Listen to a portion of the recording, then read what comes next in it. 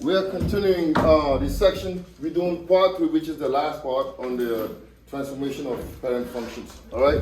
So today we're going to talk about this dilation, right? But before we do that, I want to recall the reflection first. Reflection, okay?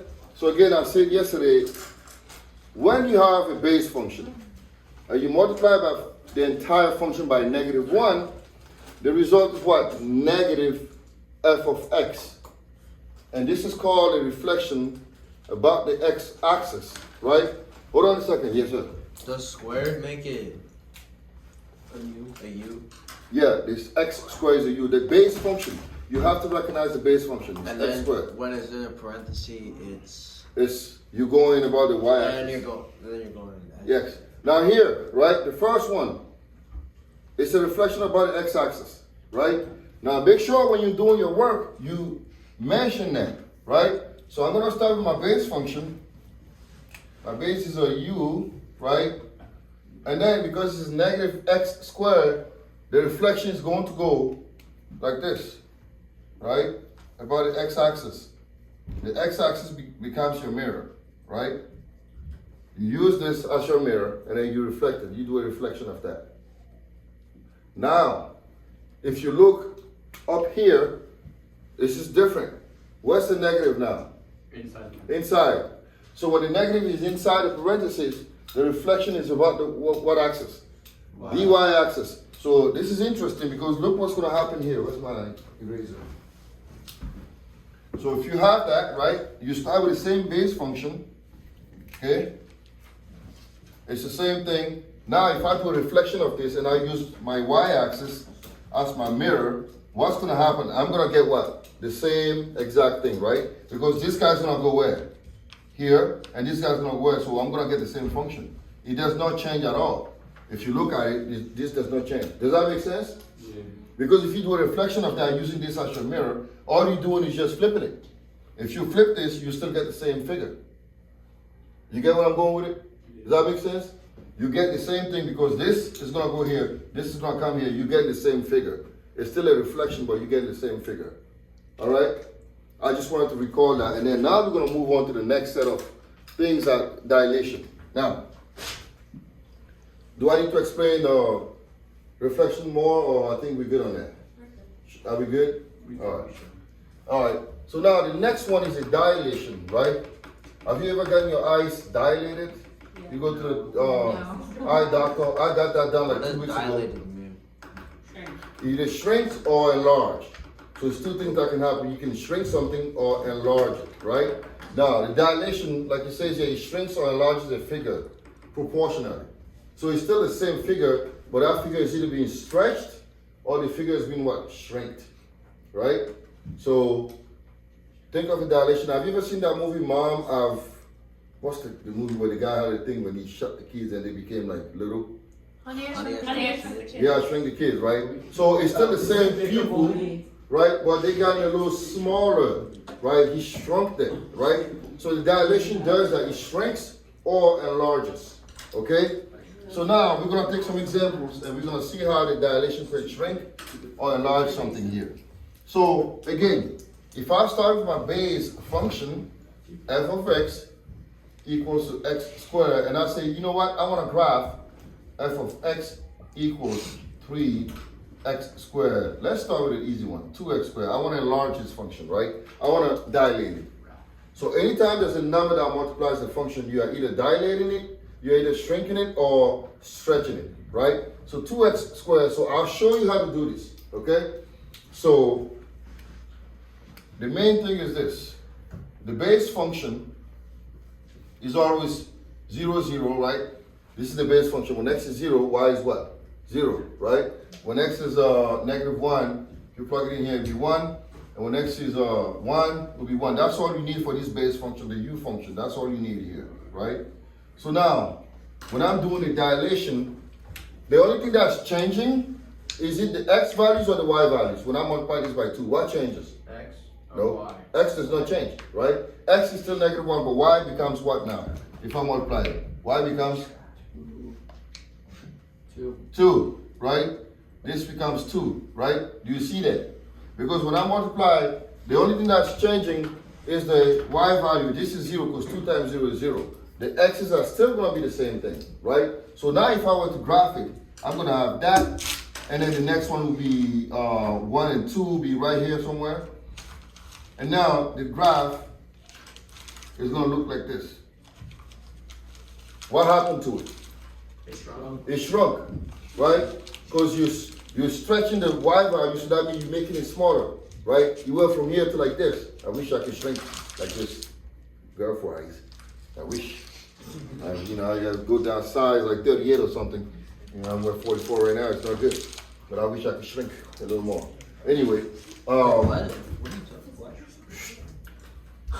graph-wise, I wish I could shrink. Multiplying by 2. What does breadth mean? Breadth? Breadth. Oh, that's in Bible, right? Did you do that in Old Testament? We were talking about it in. I've heard about it in the Bible. Yeah, the breadth and the length is, I guess, is the dimensions of a place. But would that be? What would that be? I don't know. That's a good question. Would that be 4 or would that just be a different? It could be. I don't know. Could be something else. I don't know. Anyway, now let's do the same thing now. Now, if I now multiply the number by 1/2, what do you think is going to happen to the function? Is it going to shrink or is it going to get wider? Wider, right? Because now, instead of you're still going to have 0, 0, right? That's still going to be the same now. 1 is going to turn into what? 1/2, and this is going to turn into 1/2, right? So if you were to graph this now, it's going to be 0, 0, 1 and 1/2 will be here. This, and now it's going to be like this. Yes? Wait, how would it, and this feels really backwards right now. Is it supposed to be backwards? No, it's not. Well, like 1 times 2, 1/2. No. No, I'm saying. 1/2 times 1. Like what? 1 times 2 is 2, so shouldn't like the first one be bigger, not smaller? No, it won't be bigger. Watch. I feel like I changed that. Look here. Understandable. Look. Because it gets higher up on the y-axis. Look. I'll show you in a minute. You'll see. What are we gonna use this for? Be quiet. He doesn't know. Yeah, he doesn't know. Where am I gonna use this in real? I don't what? I don't want to get into that right now because that's not what I'm doing. I can get into that. I can give you lines of paragraphs of hockey. I use it every day in my. Because you're a math teacher. Both are like tricks. Okay, in 2019 I didn't work here and I was using graphs. What'd you do? What was your work? I was writing reports You on got like here in 2020. sales and stuff. Well, yeah, that makes When did you get here? You got here in 2021. You got here in 2020. Hold on a second. No, he doesn't know. Hold on a second. He asked me a question. I'm trying to answer that. When x is 0, the other one is 0, 0, 1, 1, and negative 1, 1, right? So it looks like this. Now watch what happens. Nathan, right? Now, when x is 0, y is 0, right? So if I multiply, when x is negative 1, y is equal to what? 2, right? Negative 1 and 2 is right here, right? Negative 1 and 2 is right here. 1 and 2 is right here. So what happened is it shrinks the graph because your y value is getting longer. So now it's almost like you have this graph and now you're trying to pull this a little up. So it shrinks this. This is why that happens. You see what I'm saying? Yeah. I know it looks like, well, you shouldn't be wider now, but the x stays the same, the y is getting larger, but the graph itself is no longer going this way. It's not getting closer and closer to this line. Because you're getting closer and closer. You have 2 here, this is getting closer, so it's shrinking your graph. Does that make sense? Yeah. All right. Now the opposite happens when you have 1/2 times x squared, right? So let's make the same table. If I have the same table here, my base function is still 0, 0, right? Negative 1, and then positive 1. So 1, 1. So now if I multiply this by 1/2, it doesn't change, does it? No, right? Now what if I do 1 times 1/2? 1/2. 1/2, 1 times 1/2, 1/2. Now see what's gonna happen now. Let's go down here, right? We start with the base again.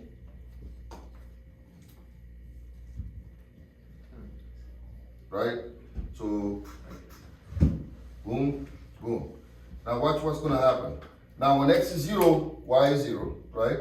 When x is negative 1, y is 1/2. Now y is getting what? Smaller. So now it's gonna stretch your graph a little more here, right? So now it's gonna be wider like this.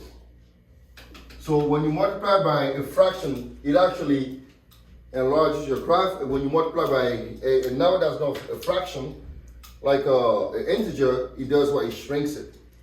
is bigger. You see what I'm saying? He does the same thing with a linear equation. When you get it bigger, it gets steeper. All right. So that's basically this chapter: dilations, translations, and what? Reflections. Okay. So now what we're gonna do is we're gonna do pretty much a recap of everything that we discussed. So I'm gonna give you a graph, and we're gonna try to construct it using all three together. Okay. What? Yeah. All right. So Almost makes sense. Oh, I'm getting it now. you getting what? I'm getting it. Maybe, I don't know. Or maybe. All right. So how am I gonna do this here? I got some pretty. Let's say I have 2, right? X minus 1 squared minus 4. How much stuff do I have going on here? A A lot. lot. A lot, right? First, we're gonna start with what? What's the base function? Tell me. X squared. X squared, let's go. X squared, right? Base is X squared. Now, what's my first transformation? Number 1, tell me what you're gonna do. Draw your base function. Yeah, we already have the base function. Now, what's the first transformation? Minus 1 So that means we go to the right. right, means a translation to the Right. translation to the right, 1 unit. 1 unit to the right, to right. All right, step 2, what we gonna do? To go down 4. Before we go down 4, we can do what first? Shrink it. Shrink it by what? 2. 2. Oh, you call it dilation by 2, right? Dilation Who proofs? by shrinkage, Proofs. right? Oh my gosh, is this proofs? No, it's not a proof, by 2. I'm just writing the step. Are we gonna do proofs this year? No, right here. Oh, And then last step, Go down 4. go down 4. Pretty simple. Go down 4 units, 7 steps. right? So now let's try to graph this. We already have our steps. I'm just gonna lay it out and just do it. I don't know why I'm sweating. Me either. It's a very intense math class. It isn't, Oh, very much so. right? So let's start with these gentlemen. So first we're gonna do what to it? We're gonna move it to the right, right? Move to the right 1 unit, right? These guys go here, boom, boom, boom, boom, right? And now we're gonna shrink him a little bit by 2, right? So shrinking is gonna make him look like this, by 2, like that, right? That makes sense. And then the last step is what? We're gonna move him down 4 units. So 1, 2, 3, 4. So it's gonna look like this now. And that's it. We're done. Right? So first, What Right. is, wait, I'm not trying to sound like that kid, but when are we actually gonna use this? actually, all right, when are we gonna use this kind of stuff? Let me shut this down.